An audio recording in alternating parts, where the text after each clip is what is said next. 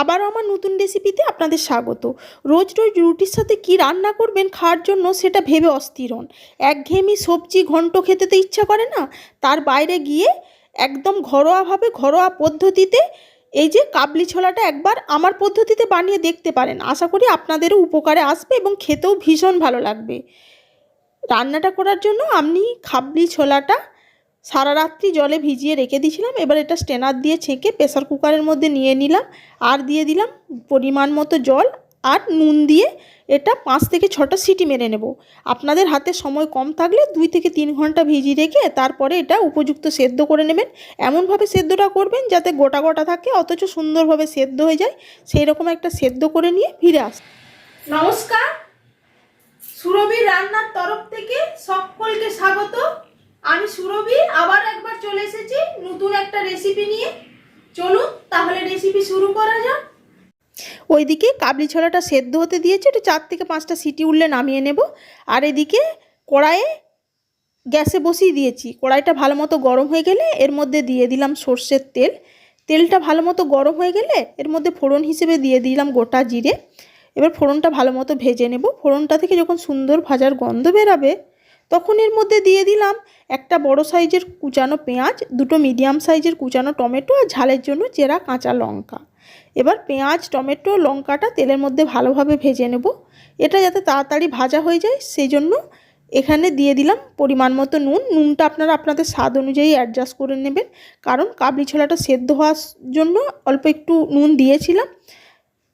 ছোলাটা সেদ্ধ হওয়ার সময় যদি নুন দেন তাহলে খেতে ভালো লাগবে, আপনাদের ইচ্ছা না হলে নাই দিতে পারেন।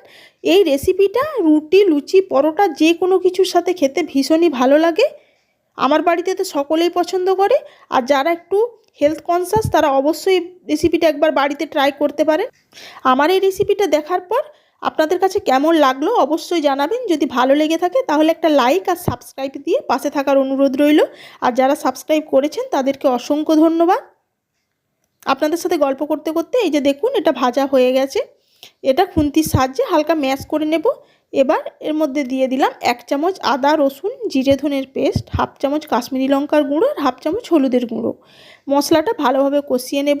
প্রয়োজনে একটু একটু করে জল দিয়ে মশলাটা কষিয়ে নেব যতক্ষণ না তেল রিলিজ হতে শুরু করছে। আর জল দেবো এই কারণে যাতে মশলাটা পুড়ে না যায়। আপনারা চাইলে জিরে ধনেটা পাউডার ব্যবহার করতে পারেন, কিন্তু আমি বাটা মশলা দিয়ে রান্না পছন্দ করি, সেই কারণে আমি এখানে বাটা মশলার ব্যবহার করেছি। আরও আপনাদেরকে তো একটা কথা বলতেই ভুলে গেলাম, মশলাটা কষানোর সময়তেই আমি একবারে গরম মশলা পাউডার দিয়ে দিয়েছিলাম।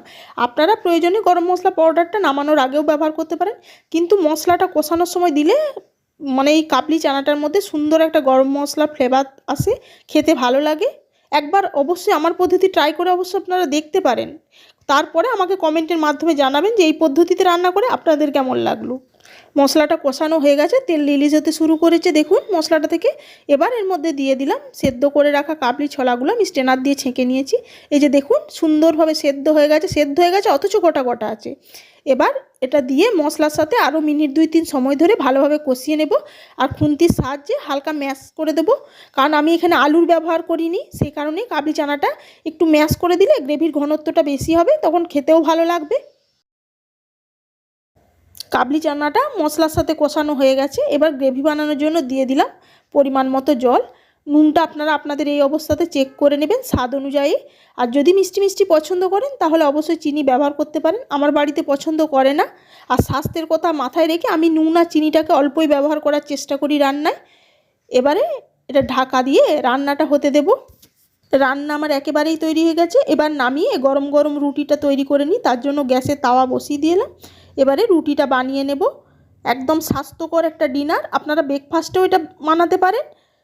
তার জন্য তাওয়া বসিয়ে রুটিগুলো করে নিলাম। এবারে গরম গরম সার্ভ করে দিই। দেখুন কালারটা কত সুন্দর এসছে। আজকে আমার এই রেসিপি আপনাদের কাছে কেমন লাগলো অবশ্যই জানাবেন। আজ তাহলে এটুকুই।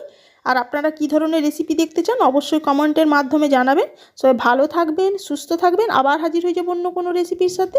ধন্যবাদ।